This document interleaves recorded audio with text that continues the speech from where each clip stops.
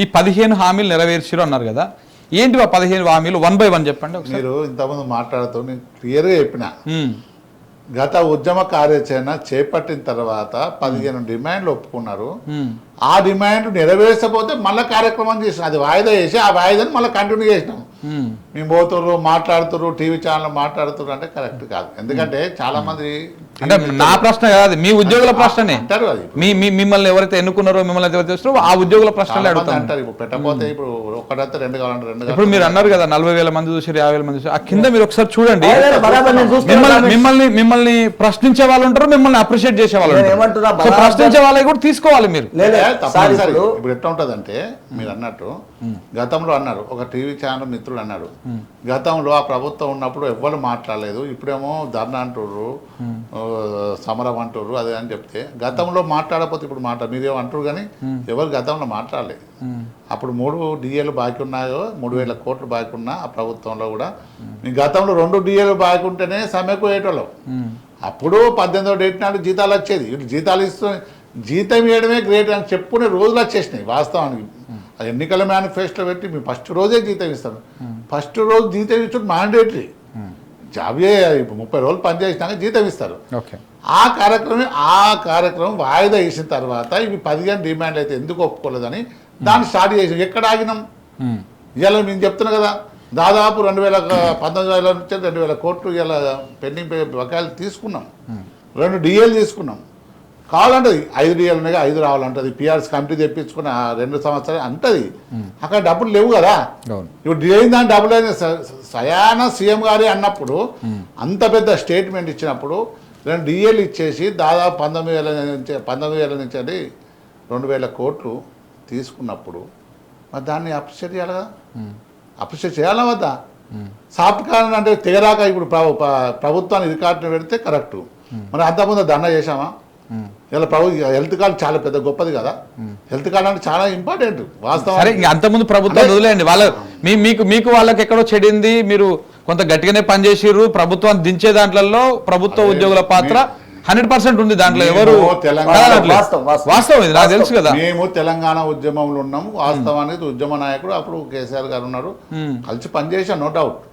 మా సమస్య వచ్చినప్పుడు కూడా గట్టిగానే ఇప్పుడు నేను ఒకటే చెప్తున్నా, నువ్వు నాయకులను ఎంతవరకు అయితే మీరు కంట్రోల్ చేస్తారో కింద ఉన్న మా ఉద్యోగులు అందరూ ఉల్టా వెళ్తారు. నాయకులు గట్టుకుంటేనే ఉద్యోగులు సపోర్ట్ ఉంటారు, ఆ ప్రభుత్వానికి సపోర్ట్ ఉంటారు. ఇలా అప్పుడు నాయకులను కంట్రోల్ చేశారు కాబట్టి ఇలా ఉద్యోగులు వెళ్ళిపోయారు. ఇలా మేము కంట్రోల్ లేము. గట్టిగా మాట్లాడినప్పుడు గట్టిగా మాట్లాడి చెప్తారు చూడండి. లేక అప్పుడు ఏమైనా మాట్లాడరా? ధర్నా కూడా పెట్టలేదు, ఇప్పుడు ధర్నా పెడుతున్నాం. జాయింట్ స్టాఫ్ కౌన్సిల్ మీటింగ్ అంటే ఆ జాయింట్ స్టాఫ్ కౌన్సిల్ మీటింగ్ ఎంత పవర్ ఉంటుంది అంటే ఉద్యోగ సంఘ నాయకులు గల్లం ఎత్తాలన్నా పిడికిలు బిగించాలన్నా అది లేకుంటే జీరో, అంటే గుర్తింపు ఉండదుగా మీకు. మెహర్బానీ మీద నడుస్తుంది. అట్లాంటి జాయింట్ స్టాఫ్ కౌన్సిల్ మీటింగ్ ని 9.5 సంవత్సరాల క్రితం కట్ చేసేసి మా గుర్తింపుని రద్దు చేసి మెహర్బానీ మీద పెట్టి మాకు తెలియదు. అది ఇప్పుడు ఆ జాయింట్ స్టాఫ్ కౌన్సిల్ రేపు ఉంది. రేపు మండే రోజు దాని డేట్ వస్తుంది. మనం చెప్పుకునేది ఏంటంటే ఇప్పుడు మాది మేము చెప్పుకోకూడదు. అసలు ఉద్యోగాల రికగ్నేషన్ రద్దు చేశారు. అది మెయిన్. నన్ను పిలిచి మాట్లాడాలంటే నాకు రికగ్నేషన్ ఉండాలి. పెండింగ్ రికగ్నేషన్ ఇచ్చింది, ఇలా ఇచ్చేసారు, ఇలా జీవో ఇచ్చేసారు. అది గొప్ప చెప్పుకోవద్దా? మీరు అది చెప్తలేవు. 700 బిల్లు మొత్తం డబ్బులే కొట్టలేవు, పైసలు లేవు, చాలా మంది ఇబ్బంది పడుతున్నారు అన్నప్పుడు మాకు 700 కోట్లు అయితే అది అవన్నీ చేస్తామనే కదా హామీలు ఇచ్చారు. హామీలు ఇచ్చారు కాబట్టి మీరు అడుగుతా గవర్నమెంటా ఆ గవర్నమెంటా ప్రతి ఒక్కరు ఎలక్షన్ హామీ ఇస్తూనే ఉంటారు. ఇలా CPS అందరికి హామీ, కేంద్రానికి రాష్ట్రానికి. మరి ఎవరు అద్దన్నారు చేయంగా? మా CPS ఉద్యోగులను ఇలా సెప్టెంబర్ 1 మీరు కొంచెం ముళ్ళుగట్ట పెట్టి కూర్చున్నట్టే ఉండాలి ప్రభుత్వాన్ని. కానీ మీరు కొంత చేస్తున్నారు, మంచిగానే చేస్తున్నారు అన్నట్టు కొంత వాళ్ళు ఇంకా జాప్యం చేస్తారు. గట్టిగా అంటేనే ఇవాళ దాదాపు 2,000 కోట్లు మా ఉద్యోగుల అకౌంట్లో పడ్డాయి. ఇవాళ ఆ ముళ్ళికట్ట పెట్టి ప్రభుత్వాన్ని అంటేనే 2 DAలు ఇచ్చారు, గవర్నమెంట్ రికార్డు ఇచ్చారు. ఇవాళ నా నర్సింగ్ డైరెక్టరేట్ ఇచ్చారు. అలాగే గ్రామ పంచాయతీ గ్రేడ్ 1, గ్రేడ్ 2, గ్రేడ్ 3 ఇచ్చిండ్రు. పెండింగ్ బకాయిలు మా హాస్టల్ వెల్ఫేర్ ఆఫీసర్లు కొందరికి ఇంకా క్లియర్ చేసారు. ఇలా పంచాయతీ సెక్రటరీ క్లియర్ చేసారు. ఇంకా క్లియర్ చేసేట్టు ఉన్నాయి. సస్పెండ్ చేసిన కూడా కొందరు చేసారు, చేయమని గట్టిగా చెప్పినాం. అన్నీ ఉంటాయి సమస్యలు. ఒకటేసారి ఇలా సమస్య పరిష్కారం కాదు. మనం తెలంగాణ ఉద్యమంలో అంచెలంచెలా చేసినాం, ఒకటేసారి వచ్చింది 69లో ఉద్యమం చేసి వచ్చిందా, నిర్బంధం చేసారు. మేము కూడా కొన్ని ఒప్పుకున్నాం కాబట్టి వాళ్ళ ప్రభుత్వం ఇబ్బందికరంగా ఉన్నది, మమ్మల్ని ప్రాధాన్యపడ్డారు. ఇలా పరిస్థితి బాగాలేదు, కొంచెం ఓపిక పడ్డారు, చాలా పాటిస్తున్నాం, ఇవ్వవలసిందే. ఇప్పుడు వాయిదా ఇష్టం తప్ప దాన్ని మొత్తం పోస్ట్ వాయిదా అంటే ఏంటి, కొన్ని రోజులు వాయిదా వేస్తాం ఇవి వచ్చేదాకా. 2 ఏళ్ళు అయిపోయింది సార్ ఇప్పటికి, ఇంకా మీరు ఇంకొక 2 ఏళ్ళు వాయిదా వేసుకుంటూ పోతే తర్వాత వచ్చే గవర్నమెంట్లు మళ్ళీ ఇంకా ఇది ఉద్యోగులకు ఎప్పుడు నిరంతరం పోరాటం చేసుకుంటున్నాయి కాదు కదా, వాళ్ళు ఒక నమ్మించి మోసం చేసినట్టుగా వాళ్ళు ఫీల్ అవుతా ఉన్నారు కాబట్టి అడుగుతా ఉన్నారు మిమ్మల్ని. ఇప్పుడు ప్రజలల్లో ఉద్యోగులు అంటే లంచగొండలని క్రియేషన్ చేస్తారు, బాగా జీతాలు ఉన్నాయని క్రియేట్ చేస్తారు. అదే ఇలా మేము సమ్మెకోతే ఇలా ప్రజలకు కష్టం ఉన్నప్పుడు సమ్మెకోతుర్రు, లేకపోతే ఇలా ధర్నా చేస్తారు, ఇలా తుఫాన్ వచ్చింది కొట్టుకపోతుంది. మేము కూడా ప్రజల్లో బాగా, మా తల్లిదండ్రులు కూడా పల్లెటూళ్ళనే ఉంటారు. మీరు ఒకటి చెప్పండి, రిటైర్డ్ ఎంప్లాయీస్ చాలా మంది రిటైర్మెంట్ బెనిఫిట్స్ రాక చాలా ఇబ్బందులు పడుతున్నది వాస్తవమా కాదా? 100% నేను కాదంటే కదా, అది ఇవ్వాలని చెప్తున్నాం కదా. ఇప్పటికీ ఇట్లా ఫైళ్లు పట్టుకొని ఆర్థిక శాఖ దగ్గరికి, కార్యదర్శి దగ్గరికి ఎన్నిసార్లు తిరుగుతావు? చాలా మంది నాకు తెలిసినటువంటి మీరు అంటారు ఇన్ని రోజులు తిరిగారు, ఒక్క పైసా కొట్టారండి? మరి ఇలా మేము ఉద్యమ కార్యాచరణ ఇస్తేనే కదా ఇలా 750 కోట్ల కూడా రిటైర్మెంట్ బెనిఫిట్స్ 30 to 40 lakhs ఉంటుంది, 30 నుంచి 40 లక్షలు ఉంటుంది. వాళ్ళ వరకు కాదు, కానీ 20,000 రూపాయల బిల్లు పాస్ చేసే దౌర్భాగ్యమైన పరిస్థితి నడిచింది. 15 రోజులు నాకు మెసేజ్ పెట్టిండు, 26,000 అన్నా నాకు వస్తలేవు, గవర్నమెంట్ లైఫ్ ఇన్సూరెన్స్ పైసలు వస్తలేవు అంటే ఐఎమ్ డూయింగ్ మై బెస్ట్ అని పెట్టి నాకు ఉద్యోగ కొడుకుకి 17th డే నాకు మెసేజ్ పెట్టిండు, అంకుల్ మా డాడీ మరణించిండు అన్నాడు. నేను ఏడ్చిన ఆ రోజు. అంటే మనం ఏ మాటకు ఆ మాట మాట్లాడదు. 25,000 రూపాయల బిల్లు మీరు పాస్ చేయకుంటే మరి మేము ప్రభుత్వ ఉద్యోగులం ఉండే ఏం లాభం, మీరు మంత్రులు ఉండే ఏం లాభం, మీరు ముఖ్యమంత్రి ఉంటే ఏం చేస్తారు? మీరు తండ్రి స్థానంలో అంటే రాష్ట్ర ప్రభుత్వ 25,000 రూపాయలే రాష్ట్ర ప్రభుత్వ ఉద్యోగులు అడ్డ మీద కూలీలా?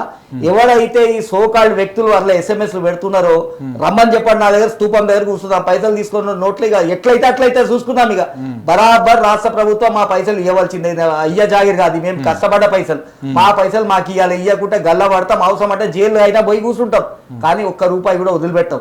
వాళ్ళు చెప్పింది కాబట్టి విన్నాం. గౌరవం, పరస్పర గౌరవం, సహకారం నడుస్తుంది. ఇంకొకసారి చూస్తాం, లేకుంటే మీరు అడగరా?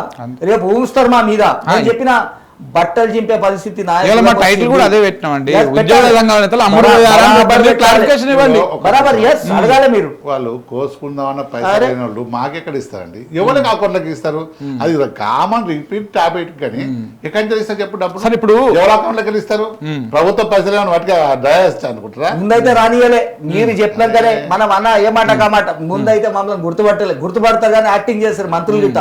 మీ లాంటి ఛానల్ వాళ్ళు ధైర్యం చేసి ఎన్ని ఏమైతే చూసుకున్నాం అన్నప్పుడు అరే జగదీష్ గారు రండి, ముజీబ్ గారు కాఫీ తాగండి అన్నారు. ఆ మంత్రులు గిట్ట చెప్తారు రానియలే. వేరే వేరే ఛానల్ కనీసం ఇంటర్వ్యూ కూడా చేసుకుంటేది భయపడుతున్నారు. ఇప్పుడు చెప్తలేరు మీరు ప్రభుత్వాల్లో మా ఉద్యోగులు లంచగొండలు రోజొక్కడు దొరుకుతుండు, 0.11% ఉన్న వాళ్ళు మొత్తం లంచగొండకి తీస్తారు.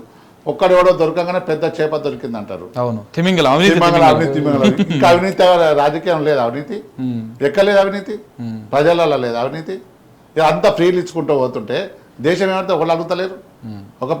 మా జీపీఎఫ్ పైసలు మా పైసలు ప్రభుత్వం గురించి కూడా ఉంది. జీపీఎఫ్ మా పైసలు అవి వస్తున్నాయి. ఇప్పుడు అవి మనం కార్యాచరణ ప్రకటించిన తర్వాత మొన్న మా గౌరవ ఆయన ఎవరు ఫైనాన్స్ సెక్రటరీ గారు ఒకటే రోజు 700 కోట్ల రూపాయలు కొట్టాడు.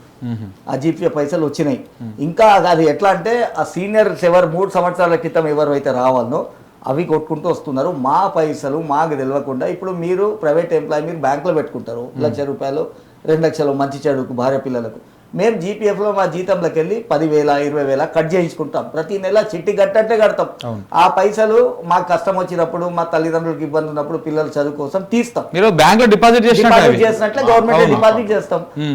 గత ప్రభుత్వాల నుంచి మా పైసలు కొల్లగొట్టుకుంటూ వచ్చి ఇప్పుడు బిల్లు పెడితే ఇగొస్తుంది అంటే పెళ్లి అయిపోయి పిల్ల ఏది డెలివరీకి వచ్చినప్పటికి కూడా పైసలు రాలేదు. కానీ మాకైతే ఇన్స్టాల్మెంట్ కట్ అవుతుంది అందులోకి.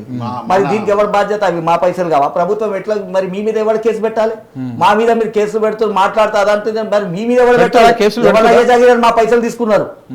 ప్రభుత్వ ఉద్యోగుల పైసలు కష్టపడ్డ పైసలు కాదా? నాయకులుగా మేము ఎంత చేయాలో అంత చేస్తున్నాం. ఉద్యోగులు కూడా ఏమంటారు వాట్సాప్ కాల్కి దానికి కాదు, రోడ్ల మీదకి రావాల్సిందే. రేపు ప్రభుత్వం వినకుంటే మీ ధైర్యంతోనే కదా నాయకులు మాట్లాడేది. మాకు కూడా భార్య పిల్లలు ఉన్నారు. మన ఉద్యోగులకు చెప్తే మీరు అన్నట్టు మీరేమో ఉద్యోగ సంఘ నాయకులు గట్టిగా మాట్లాడతారు మీరు అన్నారు. కొన్ని ఛానళ్ళు ఏమో ఆ అనుకూలమైన ఛానళ్ళు గతంలో వాళ్ళు కొట్లాడలేదు, మీరు బాగా కొట్లాడుతారు, ప్రతిపక్షం వాళ్ళని మీకు రెచ్చగొడుతున్న వాళ్ళు అంటారు. అంటే మాట్లాడకపోతే పాలక పక్షం అని మీరు అంటారు. ఉద్యోగులలో ఏముందంటే అంతకుముందు ఒక్క పైసలు ఇచ్చినప్పుడు ఒకటేమనలేదు. ఇలా కార్యాచరణ 700 కోట్లు కొడితే 700 కోట్లేనా ఇంకెప్పుడు కొట్టిస్తారు వాళ్ళు అంటారు. ఒక డిఏ రానప్పుడు కనీసం ఒక డిఏ కావాలంటారు, 2 డిఏలు ఇప్పిస్తే ఇంకా 3 ఎందుకు ఇవ్వలేదు అంటారు. అంటే మన పరిస్థితి ఎట్లా ఉన్నది అంటే పెట్టిన తల్లి పెట్టకపోయే పెట్టిన దానికి ఏమైనా సామత ఉంది. ఏమంటే మనం కూడా ప్రభుత్వాలు మేము రాజకీయం చేయడానికి రాలేదు ఇక్కడ. మాకు ఆర్థిక పరిస్థితి తెలుసు.